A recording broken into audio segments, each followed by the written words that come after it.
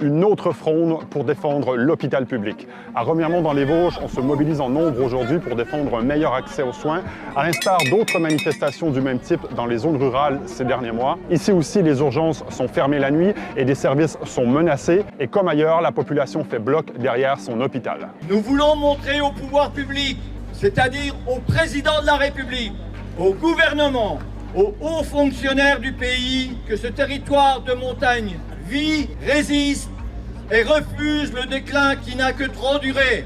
Depuis le début de l'année, les urgences ici sont régulées entre 20h30 et 8h30 le matin. Il faut composer le 15 avant d'être possiblement redirigé vers des hôpitaux plus éloignés. L'avenir de la maternité serait aussi en jeu. La direction de l'hôpital pointe une pénurie de médecins, surtout les pédiatres. On y tient, notre hôpital. C'est notre vie. C'est une question de vie ou de mort. Quand on a un problème le soir après 19h, on ne peut plus aller aux urgences à Remiremont, il faut aller à Épinal. On a tout ce qu'il faut tout près. Je ne vois pas pourquoi aller ailleurs. Il y en a d'autres qui sont plus haut dans la vallée, là-haut, que ça leur fait 50 km pour y aller. On a le temps de mourir d'ici là. On parle en ce moment de réarmement démographique, il faut faire des enfants, mais en fait, si on n'a pas de maternité, elle est où la sécurité? Pour beaucoup de personnes, l'hôpital, c'est hyper primordial. Et là, on est en train de perdre tout ça par ici, donc c'est super grave. On a un bassin de vie de 100 000 habitants. Ça fait beaucoup de monde, ça fait la taille d'une grande ville. Et aujourd'hui, on est confronté à un problème de démographie médicale. Il n'y a pas suffisamment de médecins. Et en particulier, il nous manque 1 ou 2 pédiatres pour pouvoir maintenir la maternité dans les prochains mois.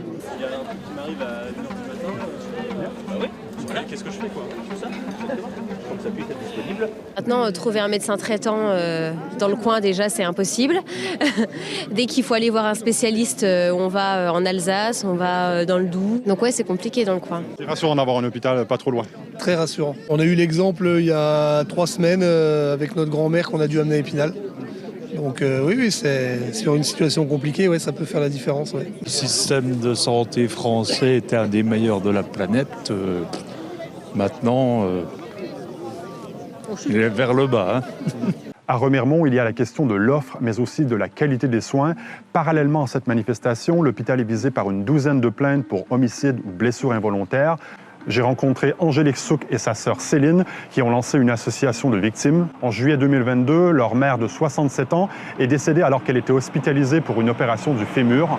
Le matin de sa mort, ses appels à l'aide n'auraient pas été suffisamment pris au sérieux, selon sa famille. Elle a rappelé à 4 heures. L'infirmière dit qu'elle se sent vraiment pas bien et que cette fois la douleur est montée au thorax. Mais pour autant, cette infirmière-là la réinstalle dans son lit et repart.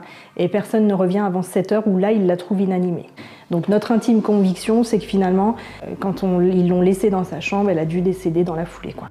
Nous, ce qu'on a remarqué à travers notre histoire et l'histoire d'autres personnes, c'est qu'il y a déjà beaucoup de négligence. On a aussi des gens qui restent des heures et des heures sur un brancard, aux urgences ou dans une chambre d'hôpital pour qui on ne fait rien, quoi. L'automne dernier, l'Agence régionale de santé a relevé ici des dysfonctionnements, c'est-à-dire une mauvaise tenue des dossiers médicaux, trop peu de visites post-opératoires et un manque de médecins aguerris pour superviser les internes. Le service de chirurgie orthopédique a été suspendu pendant 1 mois, le temps de faire des ajustements. Bien sûr que le personnel soignant, normalement, c'est une vocation. Il fait ça parce que il y croit en l'être humain et il a des valeurs humaines. Mais en tous les cas, force est de constater qu'il y a quand même des négligences, des dysfonctionnements notoires. Donc oui, un hôpital de proximité, pas de souci, mais de qualité. On a le droit à ça en fait. En tant que citoyen, on paye des impôts, on a le droit à un hôpital public de qualité.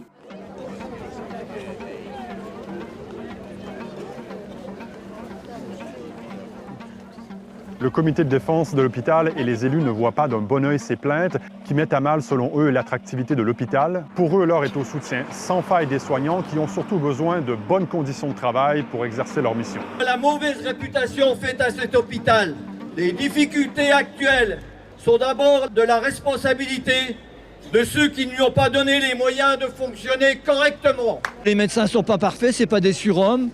Il peut y avoir des accidents, il peut y avoir des erreurs. Bon, c'est à la justice de le dire. Il faut surtout rendre l'hôpital public attractif parce qu'aujourd'hui, les soignants en ont marre et ils quittent l'hôpital public. Vous avez une histoire personnelle avec cet hôpital? Oui, j'ai fait une prééclampsie. Et donc si j'avais pas été prise en urgence et qu'ils n'avaient pas sorti mon bébé grâce à une césarienne, ce petit bébé de 2 ans, il serait pas là en fait. Il fallait que je sois prise en charge en moins de 45 minutes. Et voilà, c'est ce qui a été fait. Donc ça a été juste parfait. Et on a besoin de cet hôpital.